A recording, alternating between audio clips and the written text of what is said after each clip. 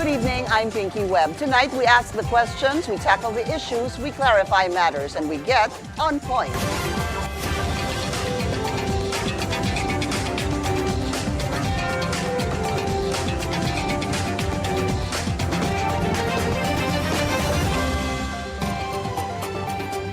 The Social Welfare Department, along with the Labor Department and the National Economic Development Authority, were tasked by the President to come up with guidelines on the distribution of the Ayuda sa Kapos ang Kita program or AKAP. This after the program was criticized by various sectors for supposedly being redundant to existing assistance measures and being prone to political abuse. And with elections just around the corner, these agencies are hard-pressed to make sure AKAP is not used to woo voters. Let's get on point with Social Welfare Assistant Secretary Irene Dumlao. ASEC Dumlao, it's good to see you in person again after a long time. Yeah. Welcome to the Billionario News Channel. Thank you for your time. Thank you very much, Ms. Pinky, for inviting us. Okay, I'm sure a lot of people will be interested in AKAP, no? And I feel there's been some movements with AKAP on who, the usual questions, who are eligible, etc. So let's go very basic. AKAP is ayuda para sa kapos ang kita. Ang ibig ho sabihin nun, ano ho ba ang ibig sabihin nun? Kulang ang kita mo. Yes, o hindi sapat ang kinikita para tugunan yung pangangailangan ng iyong pamilya. Oo, at ang pinaka-objective, the very objective of Ayuda para sa Kapos ang Kita program is to caution the individual from the effects of rising inflation. Alam naman natin, no, tumataas ang mga presyo ng mga bilihin, and kung magkano man yung kinikita mo, ay hindi nga magiging sapat para ma-provide mo yung pangangailangan ng mga family members. Asik, here's the thing though. A lot of people will say, hindi sapat yung aking kinikita para sa pangangailangan ng aking pamilya. So then, this does not cover everyone. We're talking about 26 billion pesos that will cover roughly how many people? In 2024, we had more than 26 billion pesos for the Ayuda para sa Kapos ang Kita program at para sa mga minimum wage earners at mga low-income earners. And we have covered around 5 million beneficiaries. 5 million. That's correct. So we expect the same numbers now, or this year. Let's also look at the program of the DSWD from way back, which is 4Ps. So meron pong 4Ps. Ito po, this number's around 4.4 million beneficiaries. Would that still be correct? That's correct. The annual target of Pantawid Pamilyang Pilipino program is 4.4 million households. Okay, so we have that in place. During the time of, was it Pinoy or GMA? It was GMA. GMA's time, no? So 4Ps yan. And then here comes AKAP. AKAP had bbeen introduced last year, 2024. That's correct. In other words, in 2025, this will be the second year of implementation. This now targets not the 4Ps, but almost like, would I be correct in saying the bracket after the 4Ps? Yes, because of Pantawid Pamilyang Pilipino program, ito naman yung poorest of the poor, who have, these households have family members aged 18 years old below. Because again, 4Ps is an investment in human capital, particularly in education and health. So it's a social development program. Iba naman yung dun sa AKAP. It's a social safety net, but social assistance. Walang mga conditions na kinakailangan tuparin yung mga beneficiaries before they receive their grant. Wala kayong kailangan tuparin, but you need to be eligible. But before we get into who is eligible, let's talk about this, what happened last Friday. There was a meeting among the department heads of the DSWD, and you have the NEDA, and also DOLE. Nagsama-sama po sila para pag-usapan ito. What was tackled and what was agreed upon? Okay. The veto message of the President, sabi conditional yung implementation ng Ayuda para sa Kapos ang Kita program for 2025. That is subject to the issuance of guidelines crafted by DSWD, DOLE, and NEDA. So what we did was to provide a copy of our draft guidelines to DOLE and NEDA last week, and then we met Friday to finalize it. So nagkaroon ng maraming mga discussions. In particular, ano yung magiging mga roles ni DOLE at ni NEDA. Which actually I wanted to ask you, okay. So NEDA, sabi nila, sila magiging responsible in monitoring and evaluation. Titiyakin nila na re-reviewin nila yung intake sheet o the assessment form that is being used by the DSWD to determine if an individual is eligible to receive the financial assistance. Paano ho yun ulit? So yung assessment form na ang nag-a-assess ay yung DSWD, NEDA will check it, ganun ba? Yes, the intake Okay. sheet na gagamitin natin. It's called an intake sheet. Yes, it's an intake sheet being used by our social workers. It will contain the information of the individual, kasama na yung kanyang family, economic, social indicators are reflected in that form. And then, yan nga, before natin gamitin, rini-review ni NEDA to make sure lang na all the information needed are captured in the Pag form. ni-review po ng NEDA, ibig sabihin ho ba NEDA will approve it or it was previously approved by DSWD and NEDA just checks it? Yeah, it was previously used by the DSWD kasi meron talagang intake sheet. I No? see. We also use that for the assistance to individuals in crisis situations. AICS. Sa Okay. AICS. Ngayon, para nga matiyak na sila ay kabilang dun sa sektor na hindi kumikita ng mahigit sa minimum wage. Nako yun. Yun ang Yan. pag-usapan natin. Okay.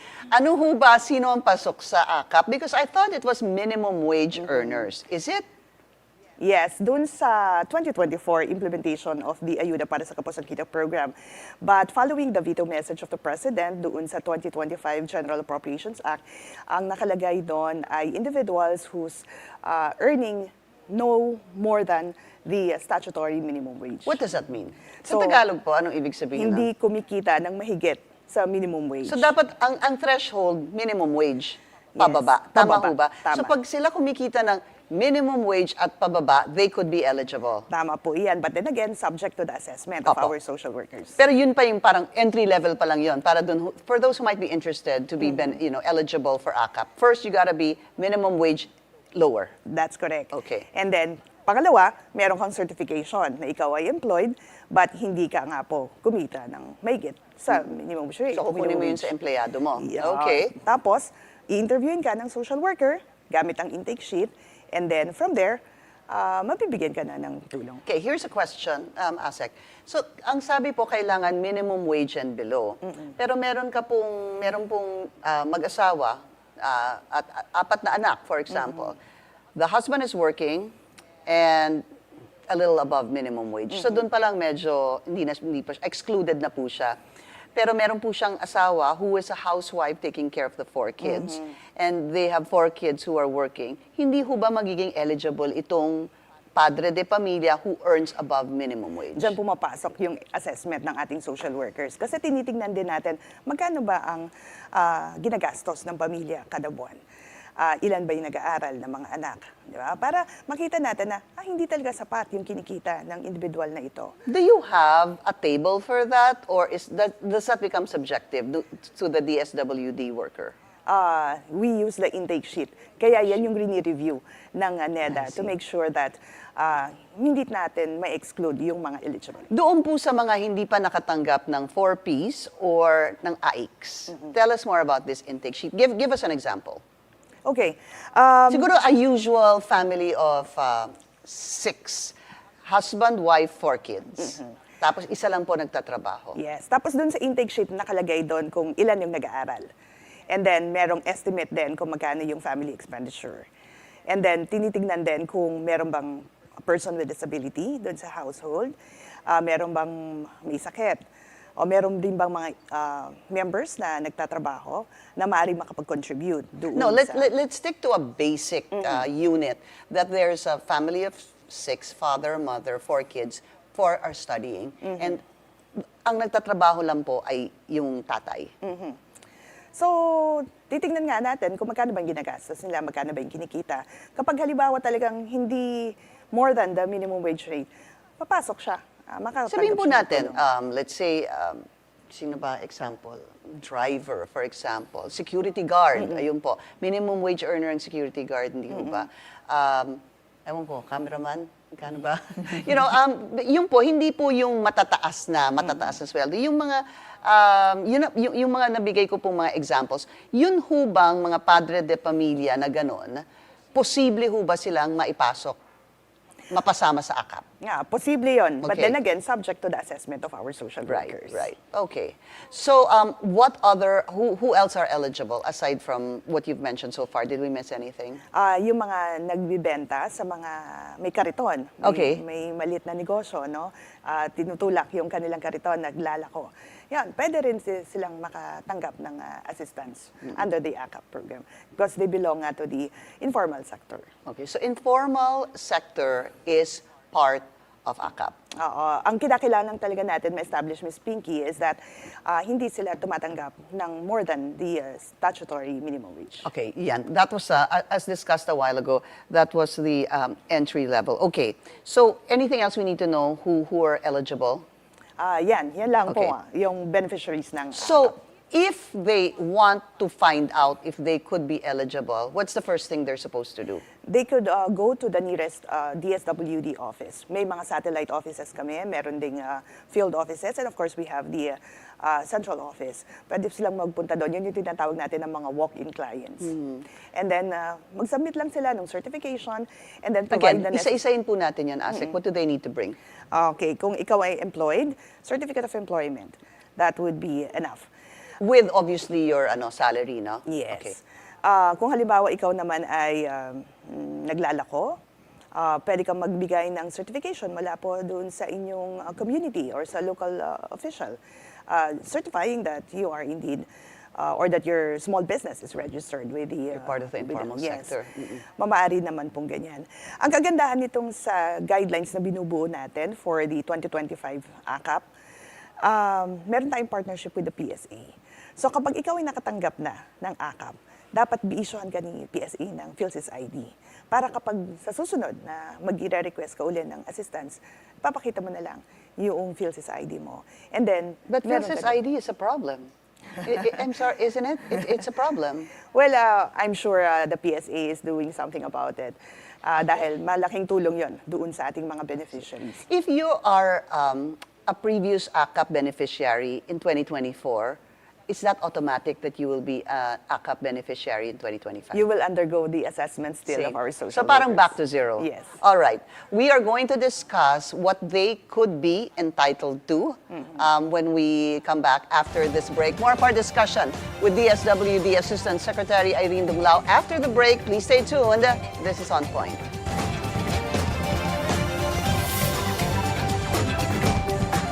Ciao, mabuhay. You are watching The Word Exposed. Prepare our hearts as we dive deeper into our faith and receive the strength from God's Word. Join Cardinal Luis Antonio Tagle as he shares the reflection we need for the rest of the week. We pray that the Word of God would find fulfillment in your life and His blessings be always upon you. Every Sunday, 7 a.m., with replays at 3 p.m. Hello and welcome to Follow the Money. I'm Rain Musngi. Join us as we explore the tools and insights you need to jumpstart your financial journey. We empower, Filipino startups can actually compete globally. we motivate, growing retail interest today from a cryptocurrency perspective. changes that are vital. We have high data privacy standards for all our clients. Follow the Money with Rain Musngi. Keep it here on BNC, the Billionaire News Channel, always on top. Welcome back. You're watching On Point, still with us. ASEC Irene Dumlao of the DSWD. So, ASEC was showing me this form from the DSWD na sabi ko, baka naman matakot yung ma-overwhelm yung gustong mag-apply dyan sa inyong form. I think we can show it now. But this is not the final Yes, this is not the form? final Okay. yet because Sige.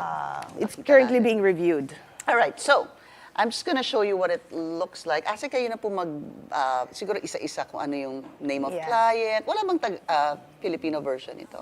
Meron po, Okay. meron din tayo. So, pagdating ng client doon sa ating pong tanggapan, kukunin po yung mga basic information.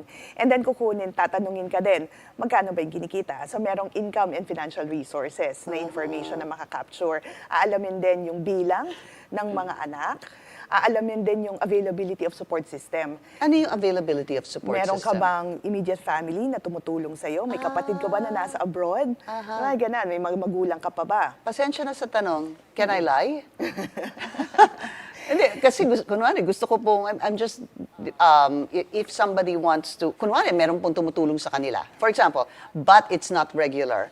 Sige, tanggalin na po natin yung lie. But they can just probably say, once in a while, ganun ba? our social workers are trained to, even read the facial expressions.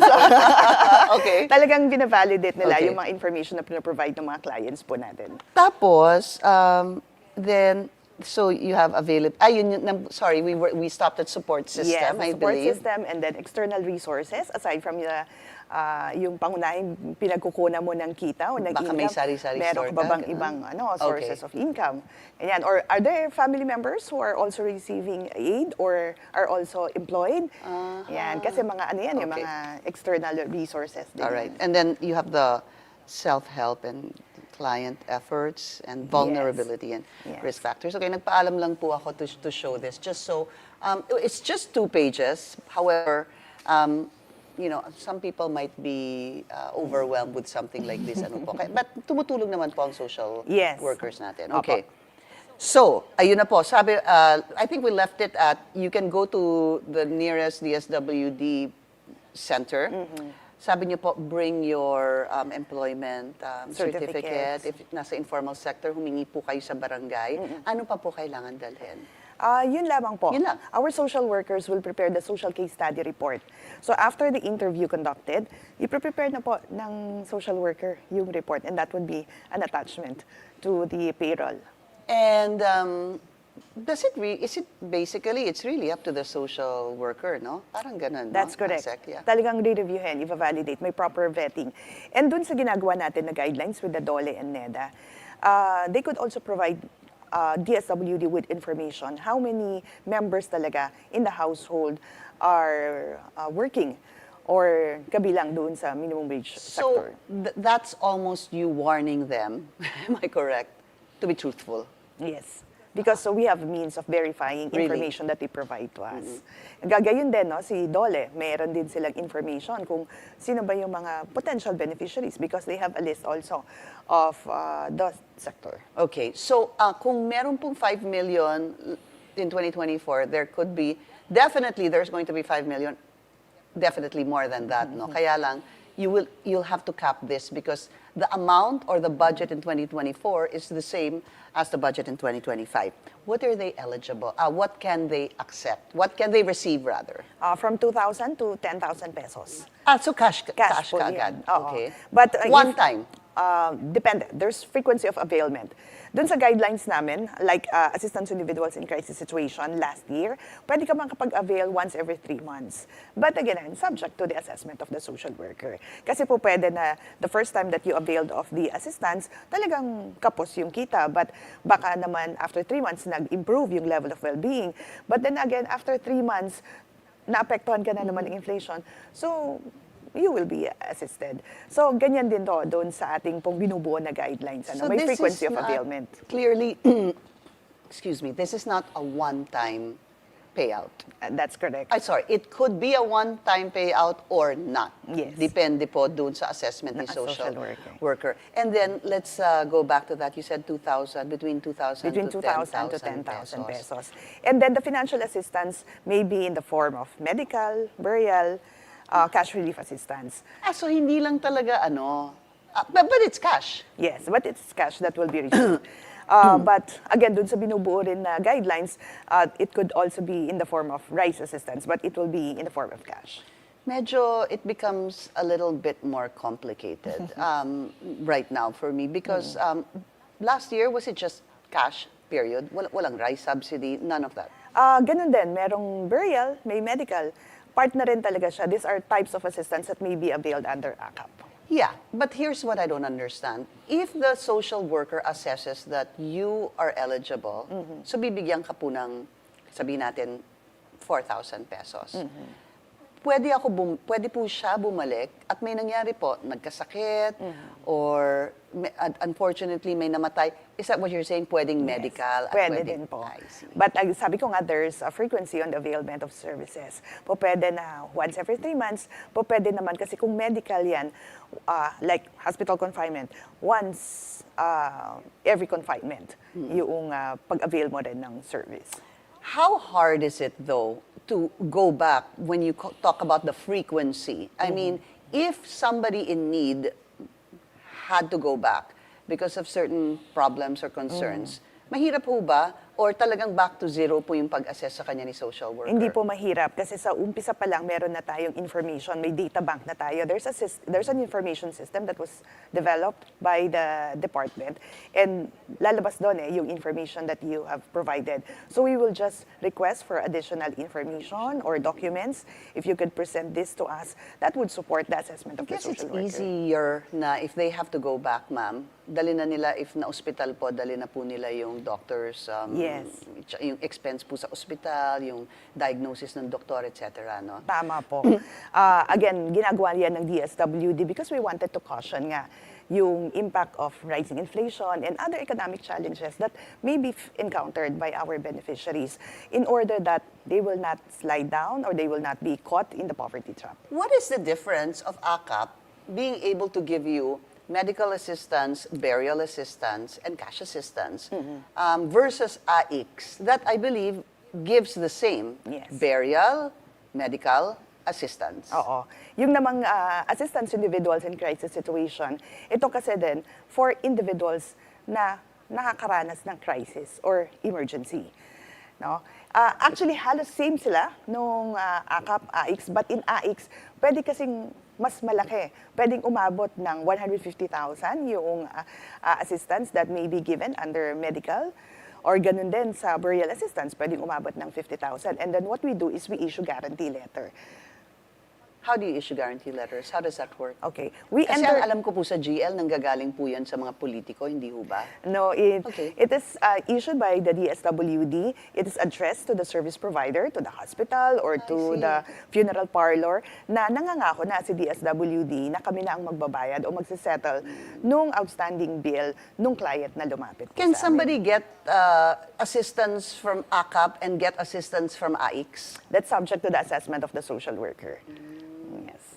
Kasi po pwede naman na nakatanggap nga siya ng ayuda para sa Kapos ang Kita program in this period, but then after several weeks, talagang nagkaroon ng massive problem or emergency sa pamilya na kakailanganin niya na ng tulong under AIX. Here's how I'm understanding it, Asek. Kapag AKAP, kailangan, more or less, no, it's minimum wage and lower.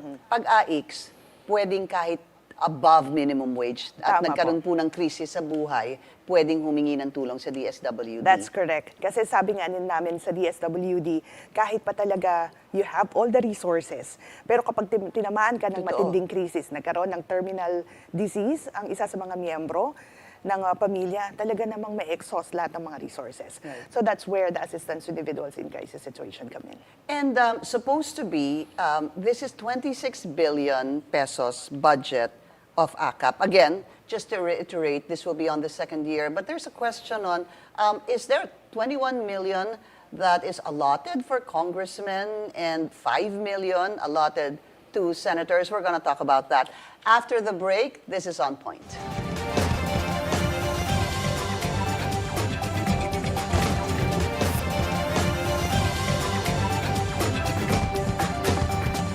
This is The Scorecard, where you score the latest sports news and in-depth views. I'm Anton Rojas. Welcome dito sa BNC Studios. How are you feeling? Join him together with different sports personalities and have a healthy sports conversation that will help you to know them even better.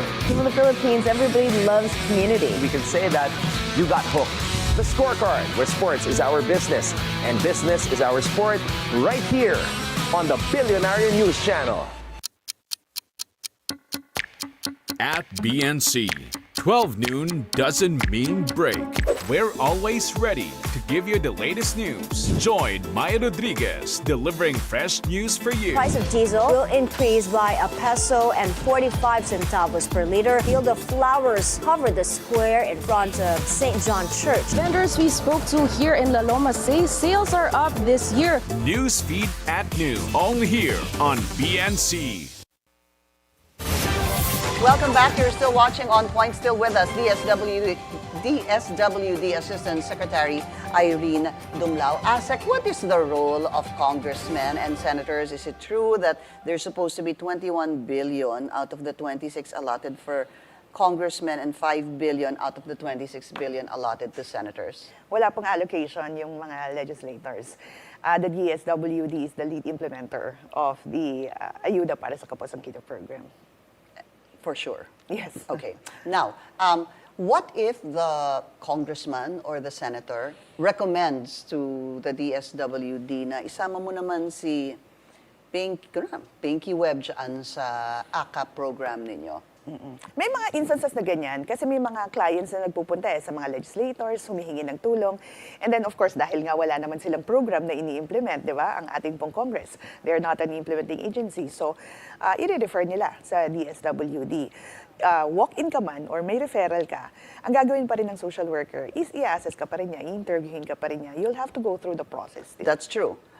You're going to have to go through the process. But is there a plus because there's a recommendation from a congressman or a senator? Wala po. Definitely wala.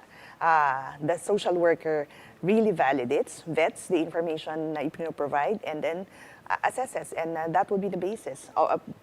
The social worker prepares the social case study report, and that would be the basis for the provision of aid. Okay, but why is there a need for a recommendation from lawmakers? That's questionable to me. If the DSWD is the lead agency, I understand, ma'am, may mga GLs, yung tinatawag na guarantee letters, tama from lawmakers, but let's set that aside.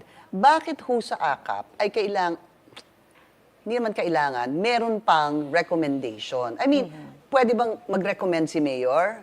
Pwede ho bang mag-recommend si vice mayor? Or si congressman at si senator lang ang pwedeng mag-recommend? Pwede po. Kahit sino naman pwedeng mag-refer Is the right word? Refer. Dahil sabi nga natin, wala naman talaga silang program na ini-implement.